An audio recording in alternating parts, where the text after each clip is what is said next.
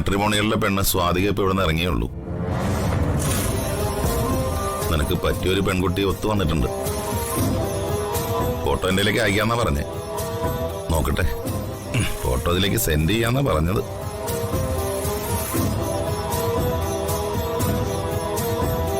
ആ, വന്നിട്ടുണ്ട്.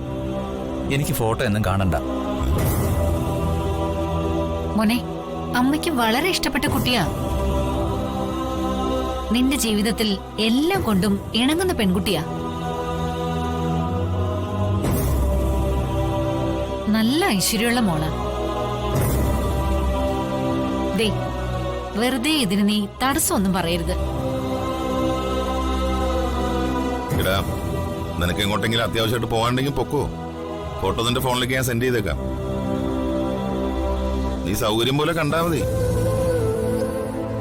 ഫോട്ടോ കണ്ട് നിന്റെ അഭിപ്രായം അറിഞ്ഞിട്ട് വേണം ഞങ്ങൾക്ക് മറ്റു കാര്യങ്ങളിലേക്കൊക്കെ നീങ്ങാൻ. മോനെ, നീ ഉപേക്ഷ വിചാരിക്കരുത്. ഇല്ലമ്മേ, ഞാൻ ഫോട്ടോ കണ്ടോളാം.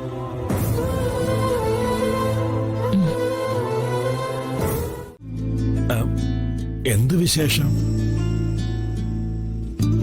പറയത്തക്ക വിശേഷമൊന്നും ഉണ്ടായിട്ടില്ല.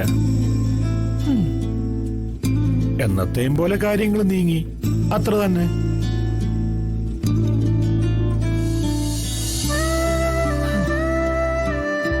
എന്താ ചന്ദ്രു നീ ഇങ്ങനെ നോക്കുന്നേ? ഒരുമാതിരി ആദ്യം കാണുന്ന പോലെ. ഞാനൊരു കാര്യം ചോദിച്ച മാധവേട്ട സത്യം പറയോ? അതെന്താ ചന്ദ്രു അങ്ങനെ?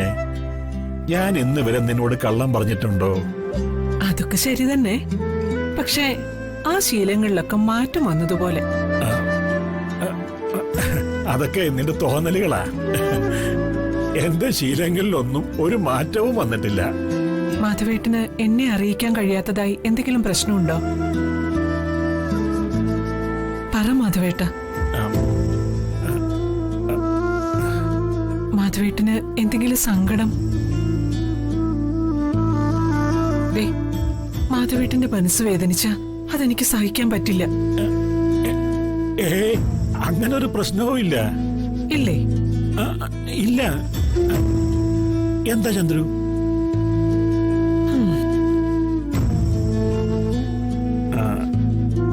നീയാകെ സീരിയസ് ആണല്ലോ. നിനക്കെന്തോ എന്നോട് ചോദിക്കാനുണ്ട്. ചോദിക്കും. മതി ഉരുണ്ട് കളിച്ചത്. ഇന്നലെ വൈകുന്നേരം ഡ്യൂട്ടിക്ക് പോകുന്നതിന് മുമ്പ് മാധവേട്ടൻ ഫോൺ എടുത്തോ? മഫ്ലർ എടുത്തോ? എന്താ മാധവേട്ടന് പറ്റിയത്? എല്ലാ കാര്യങ്ങളും വലിയ ചിട്ടയോട് ചെയ്യുന്ന മാധവേട്ടൻ ഇന്ന് സാധാരണ കാര്യങ്ങൾ വരെ മറക്കുന്നു. ഓ, ഈ രണ്ട് കാര്യങ്ങളാണോ എന്റെ സ്വഭാവമാറ്റത്തിന് കാരണമായിട്ട് നീ കണ്ടുപിടിച്ചത്? ചന്ദ്രു, ഫോൺ എടുക്കാൻ ഞാൻ മറന്നു. അത് ശരിയാ. പിന്നെ മഫ്ലർ. രാത്രി ഡ്യൂട്ടിക്ക് തണുപ്പേൽക്കാതിരിക്കാനല്ലേടോ മനുഷ്യരും മഫ്ലർ ഉപയോഗിക്കുന്നത്. ഇപ്പൊ തണുപ്പ് സമയമല്ലല്ലോ. എനിക്കാണെങ്കിൽ ഫ്ലോറിനകത്തും ആ ഡ്യൂട്ടി. ബോധപൂർവം മഫ്ലർ എടുക്കാത്തത് തന്നെയാ. എന്താ, എന്റെ സ്വഭാവത്തിന് മാറ്റമൊന്നുമില്ലെന്ന് ഇപ്പൊ ചന്ദ്രന് ബോധ്യപ്പെട്ട് കഴിഞ്ഞോ? അത് പൂർണ്ണമായിട്ട് അങ്ങോട്ട് ബോധ്യപ്പെട്ടിട്ടില്ല. എന്നാലും തൽക്കാലം ഞാനിത് വിശ്വസിക്കുന്നു.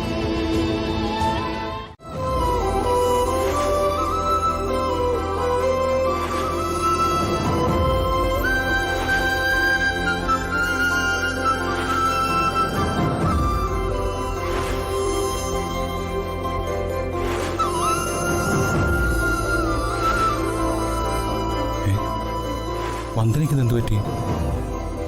ഞാൻ നിയമമൊക്കെ ലഞ്ച് ബോക്സ് പാക്ക് ചെയ്തത് ഇഷ്ടപ്പെട്ട് കാണില്ലേ?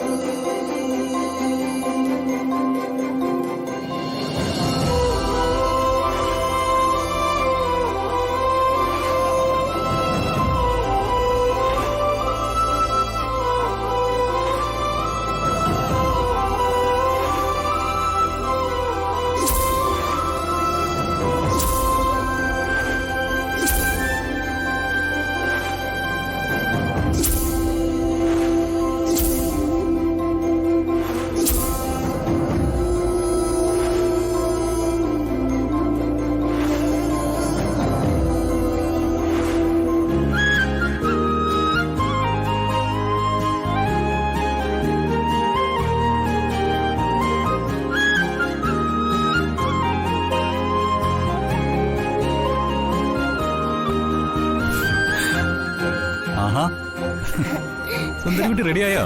വാ പോവാം. അയ്യോ, എന്റെ ലഞ്ച് ബോക്സ് വന്നില്ല. അങ്കിള്, ഇന്ന് സ്കൂളിൽ EVSന്റെ ടെസ്റ്റ് പേപ്പറാ. അതിനെന്താ, നീ ഈ കുട്ടി എല്ലാം പഠിച്ചു കാണുമല്ലോ. പഠിച്ചു അങ്കിള്, എന്നാലും കുറച്ച് സംശയമുണ്ട്. അങ്കിള് പറഞ്ഞരോ?